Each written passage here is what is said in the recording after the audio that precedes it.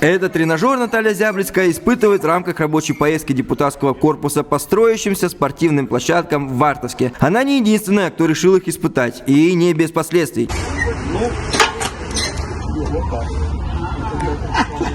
Ни одному мне пиджаки рвать. Я сегодня один порвал.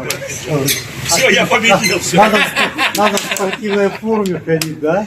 Осмотрели 4 площадки, а всего за этот год в городе построят 8. Это во дворе дома маршала Жукова 11 практически готово. На сегодняшний день работы процентов 95 завершены. Осталось установить бордюр, который будет защищать площадку от того, чтобы машины сюда не заезжали, и забор.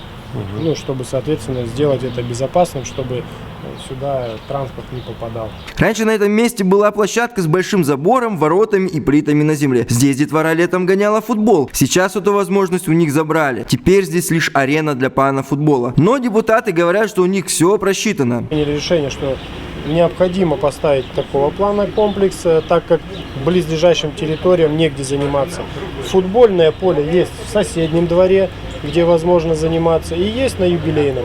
Исходя из этого, мы решили, что здесь нецелесообразно ставить коробку хоккейную, где можно было бегать футболом, а именно сделать тренажер. А вообще, независимо от месторасположения, новые площадки пользуются большим спросом у вартовчан.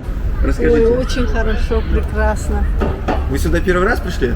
Нет, я здесь недалеко живу, и очень удобно прийти, позаниматься. Между работой, на работу пошел, позанимался. После работы посидел, позанимался. Вообще удобно. То есть вы сюда приходите часто? Ну, прихожу, да, часто.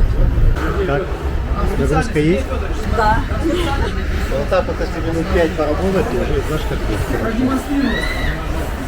И вот еще одна спортивная площадка. В принципе, она особо ничем не отличается от других. Те же тренажеры, тот же навес, и там впереди арена для панов футбола.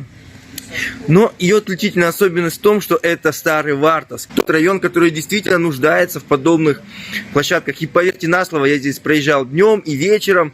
И даже когда она не была до конца достроена, здесь было много-много народу. Да, в Старом Вартовске очень мало спортивных площадок. Одна есть на улице Рабочей, ее построили лет 5 назад. Еще одна в поселке Магистральный. И в прошлом году открыли на энтузиастов. Поэтому новая напротив 17-й школы явно лишней не будет.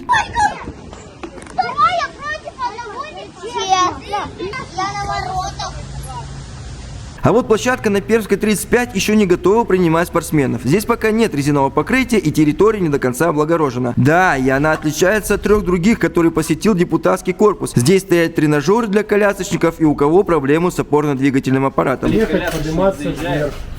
Подтягивание, брусья. Но во всем хорошем по традиции есть и плохое. Часть тренажеров некачественные. Все скрипят и очень сильно. Говорят, что звук исчезнет, но позже. А еще ломаются подшипники, не начав толком работать. Есть у нас 2 тренажера, которые, в принципе, сейчас мы проедем. Они на всех площадках. Это заводской брак подшипников. И сейчас выставлена претензия производителю. Изготовитель согласился с нарушением технологии производства, в кратчайшее время обязались устранить.